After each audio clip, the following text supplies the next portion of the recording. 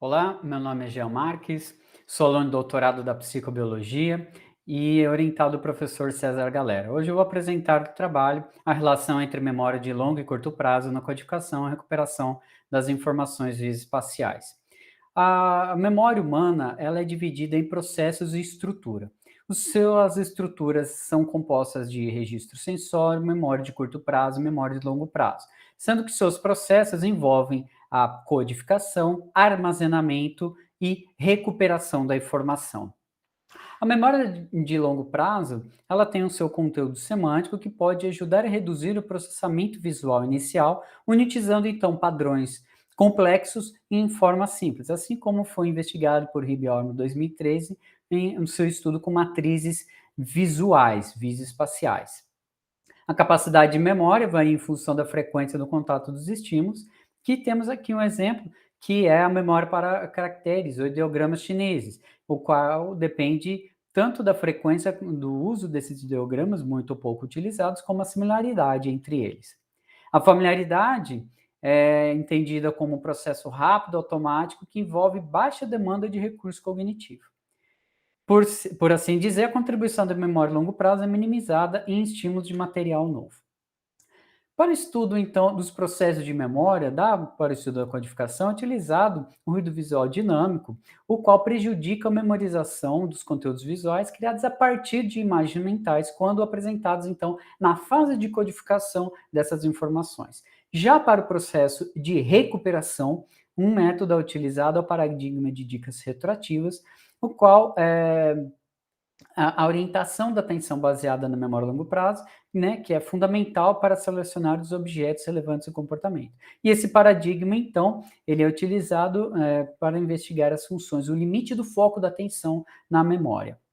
O objetivo é avaliar o efeito da familiaridade de estímulos espaciais, tanto na recuperação quanto na codificação de memória visoespacial. Nesse estudo participaram voluntários de 18 a 35 anos, não leitores de chinês ou japonês. Houve a construção de um banco de 960 caracteres chineses de 7 8 traços, 240 provas em cada experimento ou cada grupo experimental e aprovado pelo Comitê de Ética. O método, então, os resultados foram analisados em termos de índice de discriminação de linha e submetidos a 9 medidas repetidas do modelo misto. Experimento 1, determinamos o tempo de apresentação desses tipos de caracteres chineses, né, onde apresentamos em 4 tempos diferentes para escolher um deles. Então, desses tempos de 67, 133, 250 e 500 milissegundos, conseguimos determinar, a partir desse experimento, que o melhor seria 133. Partindo para o experimento 2, utilizando esse tempo de apresentação do estímulo, então foi similar ao primeiro experimento, contudo, né, apenas um tempo de apresentação e ainda com apresentação ou não do RVD.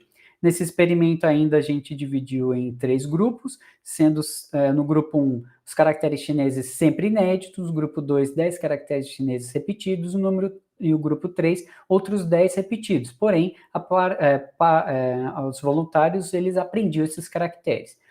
A aprendizagem envolvia então aprendizado de como se escreve, a tradução em português e a pronúncia na língua.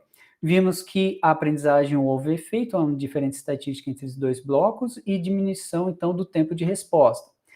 Os resultados desse experimento, vimos que o RVD teve seu efeito no G1, né, no grupo 1, foi perdendo ao longo do tempo no grupo 2 e não houve efeito no grupo 3, mostrando que a aprendizagem, então, memória a longo prazo, auxiliou a memória de curto prazo. Para o experimento 3, então, utilizamos o paradigma de dicas retroativas, outros 54 voluntários, em que esse experimento, na apresentação de 3 caracteres chineses, depois no intervalo uma dica apontando um desses 3 caracteres, o qual poderia ser ou não utilizado no teste. A aprendizagem foi similar do experimento 2 e os dados mostraram que houve aprendizagem. Então, o resultado é que no grupo 1 a dica funcionou, No grupo 2 e no grupo 3, a dica não funcionou, mostrando então que a memória a longo prazo auxiliou nesse processo. Então, temos que, como resultado, como conclusão, que a memória de longo prazo auxilia a memória de curto prazo, diferentemente nos processos de codificação e recuperação, devido à magnitude de resposta nas condições experimentais. A diferença entre a aprendizagem por repetição semântica sugere que os níveis de processamentos mais profundos, no segundo caso, sendo que para a codificação, esses níveis mais profundos pronunciam um melhor desempenho. Então, agradeço a atenção de todos e até uma próxima oportunidade.